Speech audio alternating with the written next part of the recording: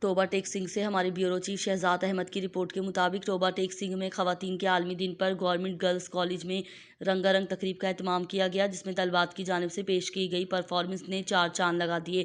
ٹوبہ ٹیک سنگھ کے government girls college میں social welfare اور بیت المال کی شراکت سے تقریب کا اہتمام کیا گیا، جس میں اسسٹنٹ کمشنر زوہا شاکر، سی ای او ایجوکیشن رضیہ تبسم نے بطور مہمان خصوصی شرکت کی۔ تقریب میں اساتذہ سمیت طلبات کی کثیر تعداد نے شرکت کی۔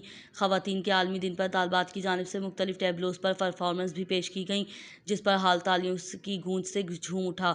تقریب میں رنگا رنگے خوبصورت ملبوسات پہنے خواتین نے اسٹیج پر ریمپ واک بھی کیا۔ اسسٹنٹ کمشنر زوہا شاکر کا کہنا تھا کہ خواتین کی جانب سے ملک کی ترقی میں بہت اہم کردار ادا کر رہی ہیں۔ پاکستان بنانے سے لے کر سنوارنے تک خواتین کا اہم کردار رہا ہے۔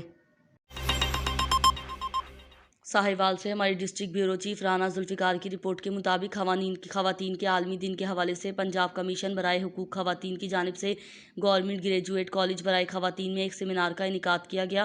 سیمینار کا انتظام کمیشن کی ڈویژنل کوآرڈینیٹر شمائلہ اقبال نے کیا۔ اس سیمینار کی مہمان خصوصی صوبائی کوآرڈینیٹر دختران پاکستان پنجاب منیبہ خاور شہزاد تھیں۔ اس موقع پر انہوں نے اپنے خطاب میں کہا کہ استحکام پاکستان میں عورتوں کا اہم کردار رہا ہے۔ انہوں نے مزید کہا کہ حکومت خواتین کی فلاح و بہبود کے لیے انقلابی اقدامات اٹھا رہی ہے۔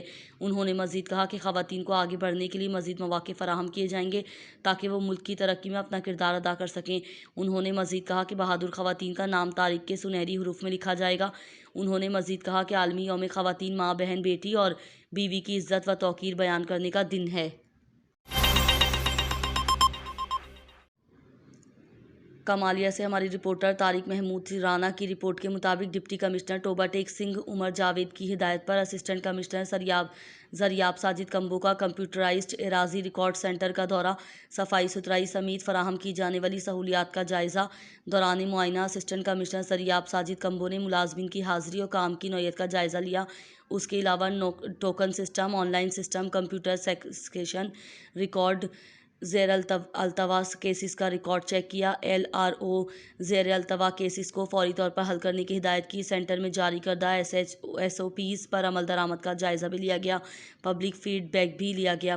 پبلک نے تسلی بخش جوابات دیے۔ سینٹر میں مجموعی طور پر انتظامات تسلی بخش تھے۔ کمالیہ سے ہمارے بیورو چیف شہزاد احمد کی رپورٹ کے مطابق چیف آفیسر محمد زہیر کا assistant municipal officer infrastructure and services Muhammad Saghir Chaudhry کے ہمراہ اسکارنو چوک میں ڈالی جانے والی سیوریج لائنز کے عمل کا معائنہ۔ سب انجینئر مدثر اقبال بھی ہمراہ موجود تھے۔ تفصیلات کے مطابق پنجاب سٹیز پروگرام کے تحت شہر میں سیوریج لائنز کی تبدیلی کا کام تیزی سے جاری ہے۔